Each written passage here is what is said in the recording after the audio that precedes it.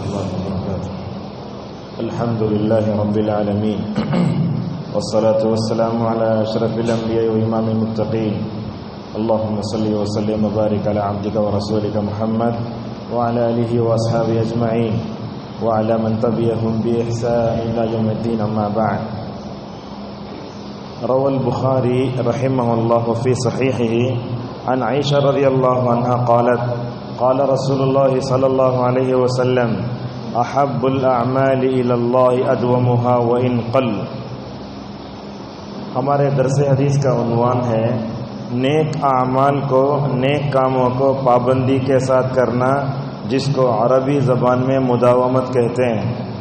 ماں عائشہ رضی اللہ عنہ کہتی ہیں اللہ کے نبی صلی اللہ علیہ وسلم نے ارشاد فرمایا اللہ تبارک و تعالیٰ کو وہ کام زیادہ پسند ہیں جس کو پابندی کے ساتھ کیا جائے اگرچہ وہ کم ہی کیوں نہ ہو. معزز حاضرین، 22واں روزہ چل رہا ہے، دوسری تاخیرات آنے والی ہے. تو رمضان میں ہم نے بہت کچھ سیکھا.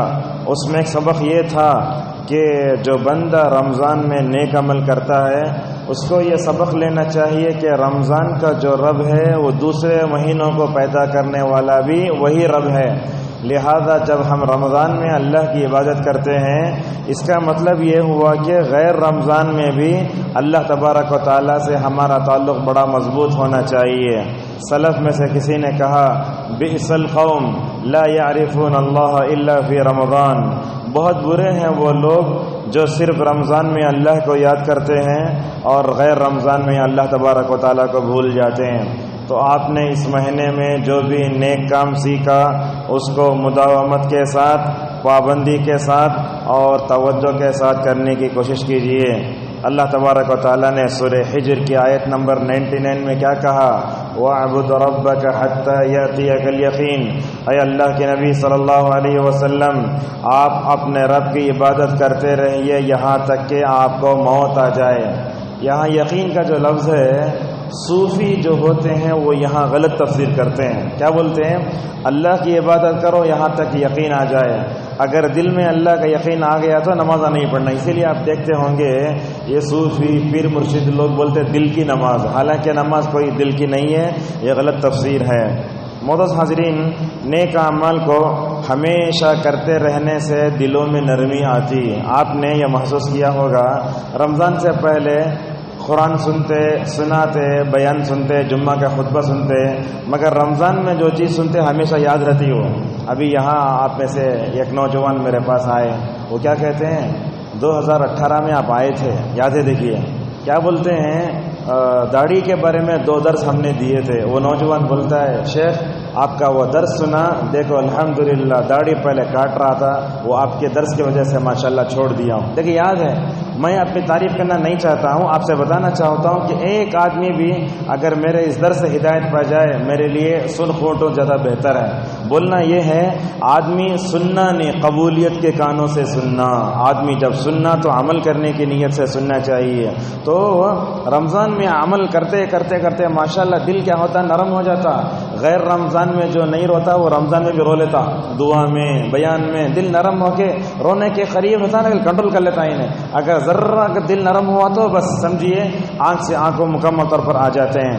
معزز حاضرین، نیک اعمال کرنے سے اور کسی بھی نیک کاموں کو پابندی کے ساتھ کرنے سے دل نرم ہوتا ہے. تو اس کی کیا دلیل ہے؟ دیکھیے امام بخاری رحمہ اللہ نے یہ جو حدیث ذکر کی ہے، اللہ تعالیٰ کے پاس وہی اعمال زیادہ پسند ہیں جن کو پابندی سے کیا جائے اگرچہ وہ کم ہے. امام بخاری رحمہ اللہ نے اس حدیث کو کتاب الرقاق میں ذکر کیا. رقاق کا مطلب دلوں کو نرم کرنا. نیک اعمال کی توفیق کرنا، نیک اعمال کی توفیق ملتی ہے بڑے مشکل سے ملتی ہے لوگوں کو. اگر ملتی ہے تو ہم دیکھتے ہیں لوگ اس کو ضائع کر دیتے ہیں. دیکھیے حضرت ابوبکر صدیق رضی اللہ عنہ سے نبی صلی اللہ علیہ وسلم نے ایک دن پوچھا اے ابوبکر کیا تم نے عیادت کی، نماز جنازہ پڑھی، نفل روزہ رکھا؟ جو بھی پوچھتے جاتے ابو بکر بولتے ہاں میں نے کیا یا رسول اللہ. تو یہ ابو بکر کے اندر عقیدہ تھا ٹھیک ہے، لیکن عقیدے کے ساتھ عمل صالح کا جو ان کے اندر ماشاءاللہ مادہ تھا، اسی وجہ سے ابو بکر صدیق رضی اللہ عنہ امت میں افضل آئے. معزز حاضرین، اللہ کے نبی صلی اللہ علیہ وسلم کے ساتھ عائشہ رضی اللہ عنہ بیٹھی تھیں. ایک عورت آئی، آ کر کہنے لگی یا رسول اللہ میں نیک عمل کرتی رہتی ہوں، تو کیا اس کو ہمیشہ کروں یا کیسے کروں؟ تو آپ صلی اللہ علیہ وسلم فرماتے ہیں اے عورت، آپ نے فرمایا جب تم نیک عمل کرتے رہو تو کرتے رہو، ذرا سستی یا تھکان ہو تو ذرا آرام کر کے پھر نماز پڑھ لو.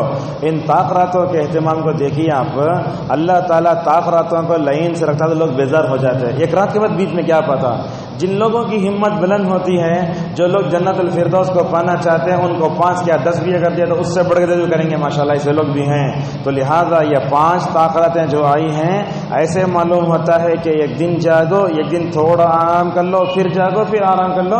شریعت کی ہر نظر میں مکمل طور پر ایسے ہی ہے. اور اللہ تعالیٰ نے کسی بھی نیک کام کو ہمیشہ کرنے والوں کو جنتیوں کے اوصاف بتایا. جو لوگ دنیا میں نیک کام کو پابندی سے کرتے ہیں گویا وہ جنتی ہیں. جیسا کہ اللہ تعالیٰ نے سورہ معارج میں تعریف کرتے ہوئے کیا کہا، الذین هم علی صلاتهم دائمون. ایک صحابی ہیں جن کا نام ہے سفیان بن عبداللہ رضی اللہ عنہ. ایک دن رسول اللہ صلی اللہ علیہ وسلم کے پاس آتے ہیں، کہتے ہیں یا رسول اللہ آپ ایسے مجھے جامع نصیحت کیجئے، دنیا میں آپ کے بعد میں کسی سے جو ہے نصیحت کا مطالبہ نہ کر سکوں. اور اللہ کے نبی صلی اللہ علیہ وسلم تو ایسے سے چھوٹے چھوٹے جملے بولتے، اگر ان جملوں کی تشریح شارحین حدیث سے لے کر کرے تو قیامت آ جائے گی ویسے. اور اللہ کے نبی نے اپنے زبان کی طرف اشارہ کرتے ہوئے کہا اللہ تبارک و تعالیٰ نے میری زبان پہ حق لکھ دیا ہے، اور اللہ تعالیٰ نے جوامع الکلم دیا ہے. جوامع الکلم کا مطلب بات مختصر ہے لیکن معنی زیادہ ہے. آپ صلی اللہ علیہ وسلم نے سفیان سے کیا کہا، قل آمنت باللہ ثم استقم. آپ یہ کہو میں اللہ پر ایمان لایا، اس پر جم گیا. کتنی جامع نصیحت ہے. آپ دیکھیے رمضان میں جو نیکا عمل کرتے رہے، وہ نیکا عمل کیا کرنا رمضان کے بعد بھی کرتے رہنا. جیسے نماز فجر کی سنت ہے، ظہر سے پہلے ظہر کے بعد کی سنت ہے. ہم رمضان میں عمل کرتے رمضان کے بعد چھوڑ دیتے نہیں، پابندی سے کرنا چاہیے. یہ واقعہ دیکھیے صحیح بخاری میں ہے. حضرت عبداللہ ابن عمر رضی اللہ عنہما مسجد میں سوتے تھے. اس سے معلوم ہوتا ہے آدمی مسجد میں ضرورت پڑی تو سو سکتا ہے. وہ سو رہے تھے، ایک دن سوتے سوتے بڑا برا خواب پڑا. کن کو؟ ابن عمر رضی اللہ عنہما کو. اور نبی کے پاس ڈائریکٹ جا کر پوچھنے سے ابن عمر نے اپنی بہن حفصہ رضی اللہ عنہا سے خواب بیان کیا اور کہا بہن حفصہ نبی کے پاس جا کے خواب کی تعبیر معلوم کر کے آؤ. یعنی بھائی نے بہن سے کہا. بہن جا کے بھائی کا خواب بولی میرے بھائی حرم میں سوتے تھے، مسجد نبوی صلی اللہ علیہ وسلم میں برا خواب پڑا ہے، کیا کروں؟ تو اللہ کے نبی صلی اللہ علیہ وسلم نے حفصہ سے کہا اپنے بھائی کو بولو تہجد کی پابندی کرے. سوال یہاں یہ ہے برے خواب کا ذکر ہو رہا ہے، اللہ کے نبی بول رہے ہیں نماز پڑھو. اچھا تو کیا بولتے ہیں ابن عمر رضی اللہ عنہما، جب سے میں نے اللہ کے نبی نے مجھے نصیحت کی کہ میں تہجد پڑھوں، زندگی بھر میں تہجد کا پابند رہا. اور آپ صلی اللہ علیہ وسلم نے جب ان کے بارے میں سنا تو کہا نعم الرجل عبداللہ لو کان یصلی من اللیل. عبداللہ بن عمر تو بڑے اچھے آدمی ہیں، اگر وہ رات میں اگر تہجد پڑھتے ہیں اچھا رہے گا. علامہ ابن حجر رحمہ اللہ اس حدیث تشریح میں کیا کہتے ہیں، بندہ اگر اپنے آپ کو، یہ غور سے سنیے، بندہ اگر اپنے آپ کو برے خوابوں سے بچانا چاہتا ہے تو اسے رات کے آخری حصے میں اٹھ کر تہجد کی پابندی کرنا چاہیے. اور بولتے نافع رحمہ اللہ جو ابن عمر کے غلام ہیں، میں نے ابن عمر کو دیکھا کبھی زندگی میں تہجد نہیں چھوڑتے تھے، سفر سے تھک کر آئے تو بھی پڑھتے تھے. اور اپنے غلام کو بولتے تھے دیکھو میں تہجد پڑھ رہا ہوں، تھوڑا آرام کر رہا ہوں. اور جیسے ہی فجر صادق کے طلوع ہونے کی خبر ملتی تو عبداللہ ابن عمر رضی اللہ عنہما استغفار کرتے ہوئے بیٹھ جاتے. جاتے۔ معزز حاضرین، اللہ کے نبی صلی اللہ علیہ وسلم نے نیک اعمال پر پابندی کرنے کا یہ جذبہ اپنی بیویوں میں بھی پیدا فرمایا۔ یہ ام المومنین ام حبیبہ رضی اللہ عنہا ہیں جو یہ روایت کر دیکھیے، جو یہ روایت کرتی ہیں جو آدمی ظہر سے پہلے 4 اور ظہر کے بعد 4 رکعت پڑھے گا، اللہ تبارک و تعالی اس کے اوپر جہنم کی آگ کو حرام کر دے گا۔ صحیح روایت ہے۔ تو کیا بولتے ہیں ام حبیبہ رضی اللہ عنہ، جب سے میں نے یہ حدیث سنی زندگی میں نے کبھی یہ چیز نہیں چھوڑی۔ ایسا رہنا، نبی سے سن لیے تو مرتے دم تک اس پر عمل کرتے رہنا۔ اور خود اللہ کے نبی صلی اللہ علیہ وسلم کے بارے میں عائشہ رضی اللہ عنہ کہتی ہیں، اللہ کے نبی رات میں سوتے وقت سورہ فلق، سورہ ناس، سورہ اخلاص پڑھتے تھے۔ جب آپ بیمار ہو گئے تو آپ نے عائشہ سے کہا، عائشہ مجھے پڑھ کر اپنے جسم پر ہاتھ پھیرنے نہیں ہو رہا ہے، ذرا تم یہ سورتیں پڑھ کر میرے جسم پر ملو۔ کیسے خدمت کا جذبہ تھا عائشہ رضی اللہ عنہا کے اندر۔ نبی بستر مرگ پر ہیں، بستر مرگ پر ہیں، بیمار ہیں، عائشہ نے ان صورتوں کو پڑھ کر مکمل طور پر نبی کریم صلی اللہ علیہ وسلم کے جسم پر مکمل طور پر ہاتھوں کو پھیرا۔ اور اسے دیکھیے، یہ عائشہ رضی اللہ عنہا ہیں، اللہ کے نبی سے جب سے چاش کی نماز کے بارے میں سنا تو زندگی میں نہیں چھوڑا۔ اور یہ چاش کی نماز وہ نماز ہے جس کو اللہ کے نبی صلی اللہ علیہ وسلم سفر میں نہیں چھوڑتے تھے۔ آج سفر آسان ہے، سفر آسان ہونے کے باوجود ہم سفر میں نہ تو فرض پڑھتے، نہ تو وتر پڑھتے، نہ فجر کی سنت پڑھتے، حالانکہ اے سی کی ٹکٹ بک کرتے ہم۔ اللہ کی نبی اونٹنی کی پیٹھ پر، جانوروں کی پیٹھ پر بیٹھ کر وہ اتر کر نماز پڑھتے تھے۔ آج اتنے وسائل آسان ہونے کے باوجود ہمیں اس کی طرف توجہ نہیں ہوتی۔ ام ہانی رضی اللہ عنہ کہتی ہیں، مکے کو فتح کرنے آئے، غور سے دیکھیے، یہ مدینہ سے مکہ 430 کلومیٹر کا سفر، اور جانا بولے تو جانور پہ 10 دن کا سفر ہونا۔ وقت گئے رمضان میں، روزہ چھوڑ کے گئے مکے کو فتح کرنے۔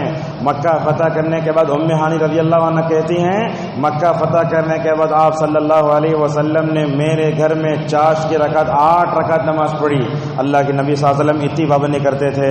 ابو ہریرہ کہتے ہیں، اللہ کے نبی نے مجھ سے کہا، میرے خلیل نے، ایسے بولتے ہیں میرے دوست نے مجھے وصیت کی، نصیحت کی کہ میں سونے سے پہلے وتر پڑھوں، میں ہمیشہ چاش کی نماز پڑھوں۔ اور یہ بات یاد رکھیے، آپ رمضان میں آپ لوگ وتر پڑھ لیتے، رمضان کے بعد وتر گیا، 1 رکعت پڑھتے، 3 پڑھیے، 5 پڑھیے، کبھی 7 پڑھیے۔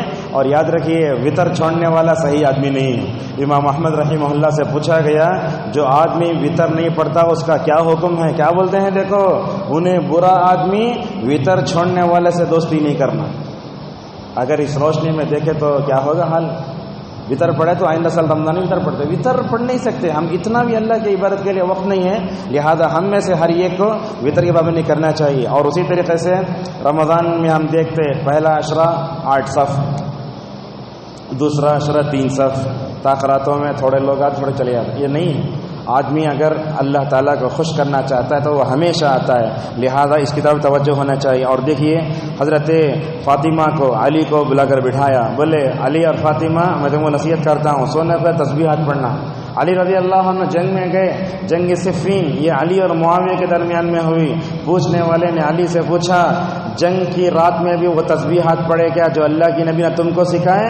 انہوں نے کہا، ولا لیلۃ صفین، جنگ کی رات میں بھی میں نے رسول اکرم صلی اللہ علیہ وسلم نے مجھے جو تسبیحات پڑھی تھی مکمل طور پر میں نے اس پر عمل کیا۔ معزز حاضرین، اللہ کے نبی صلی اللہ علیہ وسلم کسی بھی کام کو ہمیشہ کرتے اور کرنے والوں کو پسند بھی کرتے تھے۔ بڑے فائدے ہیں نیک کام کو پابندی سے کرنے کے ساتھ، اللہ کی محبت حاصل ہوتی ہے۔ پہلی چیز، اگر آپ نیک کام کو ہمیشہ کرتے رہیں گے، سمجھو 10 رکعت سنت موقع عادت آپ کو ہو گئی۔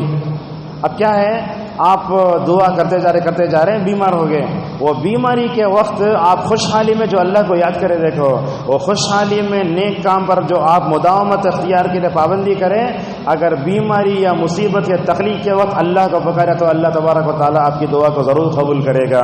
علامہ ابن کثیر رحمہ اللہ یونس علیہ السلام کے بارے میں کیا کہتے ہیں؟ یونس علیہ السلام مچھلی کے پیٹ میں جانے سے پہلے نیک عمل کرتے تھے، ہمیشہ نوافل کی پابندی کرتے تھے۔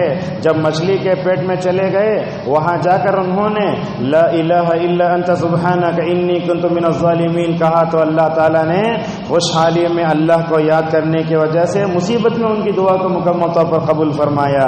لہذا کیا کیا ہمیں مداومت سے کرنا چاہیے؟ سب سے پہلے وطر، رمضان کے بعد بھی وطر کی پابندی کرو، تلاوت قرآن کرو، اور اللہ کے نبی عائشہ کو اٹھاتے، عائشہ اٹھو وطر کا وقت ہو چکا ہے۔ اور اسی طریقے سے نماز کے بعد کے اذکار کی پابندی یہ بڑی اہم ہے۔ نماز کے بعد کی اذکار کیسے بیٹھنا آپ اللہ کے سامنے؟ بولے تو نماز سے سلام پھیرے تو رائٹ میں کون بیٹھا اسے بھی نہیں دیکھنا آپ، لیفٹ میں کون بیٹھا اسے بھی نہیں دیکھنا آپ، اللہ کے سامنے بیٹھا تو ادب کے ساتھ بیٹھو۔ آپ ایک دنیا میں ہیں، سمجھو ایک بڑے بادشاہ کے سامنے کیسے ادب سے بیٹھتے ہیں آپ، اس طریقے سے اذکار کرو، اللہ کے سامنے بیٹھے ادب سے بیٹھو۔ کھیل، یہ تماشا، یہ ہنسنا، یہ کرنا اگر یہ کرتے رہیں گے اللہ تبارک و تعالیٰ کو یہ ادب یہ ہرگز پسند نہیں آئے گی۔ لہذا نماز کے بعد کی اذکار کتنی اہم دیکھیے، اب نماز پڑھ لیے، اذکار کر رہے ہیں تو دیکھیے نورانی مخلوق فرشتے آپ کے حق میں دو دعائیں کرتے، اے اللہ بخش دے اس کو، تیری خاطر بیٹھا بندہ ہے، اور بول رہے اے اللہ رحم کر اس کو۔ اچھا، یہ فرشتوں کی دعائیں کب تک چلتی رہتی ہیں؟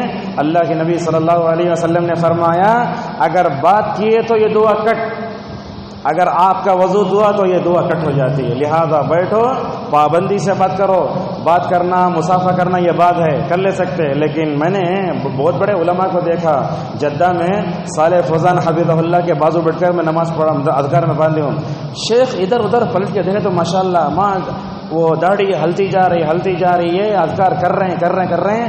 اذکار پڑھنے کے بعد سورت طلوع ہوا، سورت طلوع ہونے کے 20 منٹ کے بعد جو ہے ماشاءاللہ چاش کی نماز پڑھے، بغیر چائے بسکٹ کھائے سیدھا درس دینے کے لیے چلے گئے، 1 گھنٹے تک ماشاءاللہ درس دیتے رہے۔ کیا ہے ہمارے اسلاف کے پاس اللہ سے تعلق ہو تو کیسے روحانی طاقت ہوتی ہے، دیکھو مکمل طور پر اس کی طرف توجہ دیں، اور صبح شام کے اذکار بھی پابندی کریں، آپ اپنے بھی اپنے گھر والوں کو بھی۔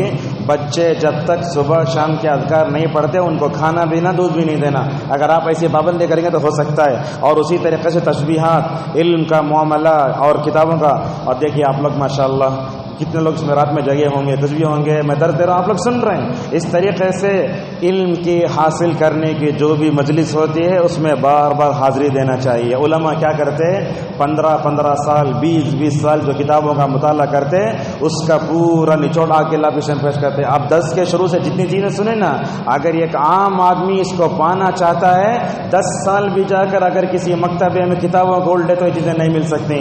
لہذا علماء کی قدر کریں اور جو پیش کرتے ہیں مکمل توجہ دیں۔ اور یہ بات یاد رکھیں، اگر آپ علماء سے تعلق رکھیں گے اور ماشاءاللہ علماء کی مجلس میں بیٹھتے رہیں گے تو میں کہتا ہوں آپ آدھے عالم بن جائیں گے۔ امین شنقیطی رحمہ اللہ حرم نبوی میں درس دیتے تھے، ان کے درس میں ایک آدمی بیٹھتے تھے، اصل میں انجینئر تھے، وہ غور سے سنیں، انجینئر، ان کا نام ہے عطیہ سالم رحمہ اللہ، عطیہ سالم، انہوں انجینئر تھے، مسجد نبوی صلی اللہ علیہ وسلم کی انجینئرنگ کرنے آئے تھے۔ ماشاءاللہ امین شنقیطی کے درس میں بیٹھ کر اتنے بڑے عالم بنے۔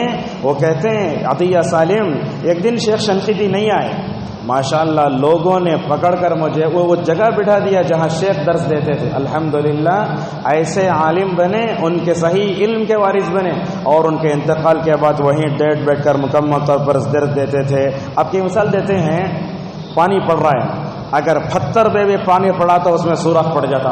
اگر آپ کسی بھی کام کو ہمیشہ کرتے رہیں گے اللہ کی نظر میں بھی صحیح، لوگوں کی نظر میں صحیح، لوگ دیکھ کر کیا بولتے ہیں بڑا پابند ہے ماشاءاللہ، یہ جملہ جو بولے دیکھو یہ بڑا پابند ہے، یہ ایسی سند ہے، یہ ایسی شہادت ہے جو آدمی کو آسانی سے نہیں ملتی۔ لوہے کے چنے چبانا پڑتا ہے اس کے واسطے، پاپڑ بیلنا پڑتا ہے اس فضیلت کو پانے کے لیے۔ نماز فجر کی پابندی ہے تو اس تعلق سے ایک مثال بیان کر کے اپنی بات کو ختم کرتے ہیں۔ سعید ابن مسیب رحمہ اللہ بہت بڑے کبار تابعین میں شمار ہوتا ہے، صحابہ سے ان کا بڑا گہرا تعلق تھا۔ وہ کیا کہتے ہیں، جب بھی نماز فجر کی اذان ہوئی 40 سال تک ماشاءاللہ میں نماز فجر کے لیے مسجد میں رہا، جب بھی اذان ہوتی مسجد میں، اور وہ بولے میں نے امام کے علاوہ کسی کی پیٹھ بھی نہیں دیکھی، 40 سال پہلی صف میں رہا کرتے تھے۔ لہذا دنیا کے معاملے میں ایک دوسرے سے آگے بڑھنا کمال کی بات نہیں ہے، دین کے معاملے میں آگے بڑھنا کمال کی بات ہے۔ اپنی خود بات بتاتا ہوں، حرم نبوی میں کتنے مرتبہ ایسے ہوا 5 سال کی مدت میں پہلی صف میں جگہ ملنا بولا تو لوگ جھگڑا کرتے ہیں، ایسا خیر کا جذبہ ہونا، کبھی بھی جا کے بیٹھو ادھر ادھر سے لوگ آگے مطلب جو ہے مکمل طور پیچھے ہو جاتے. اگر وہ جانا بولا تو پہلی صف میں جگہ ہونا بولا تو صبح میں 3:30 بجے مسجد کھلتی، لائن میں کھڑے ہو کر جا کے بیٹھے بیٹھے جگہ ملتی ورنہ نہیں ملتی. یوٹیوب پر جا کے دیکھیے صبح میں وہ حرم کا دروازہ کھولنے کے لیے اندر کی پبلک ڈرتے رہتی، کھولے تو کہاں پورے ہمارے اوپر آگے پڑ جائیں گے بول کے. واقعی یہ جذبہ ہمارے اندر بھی ہونا چاہیے. حسن بصری رحمہ اللہ نے کہا دین کے معاملے میں اگر کوئی تم سے آگے بڑھتا ہے تو تم اس سے آگے بڑھو، دنیا کے معاملے میں مقابلہ کرنے کی یہ دنیا نہیں ہے. تو خلاصہ یہ ہے رمضان میں جو بھی ہم نے نیک کام کیا اس پر پابندی اگر ہم نے کی، وہ پابندی ہمیں اللہ تبارک و تعالیٰ سے ہمیشہ مانگتے رہنا چاہیے. اللہ سے دعا ہے اللہ تعالیٰ ہمیں زندگی کا ہر نیک کام پابندی کے ساتھ مداومت سے کرنے کی توفیق عطا فرمائے. اللہ تعالیٰ ہم سب کو ہر طرح کے سستی سے، تزاحل سے، غفلت سے بچا کر رکھے. آمین. وآخر دعوانا الحمد للہ رب العالمین.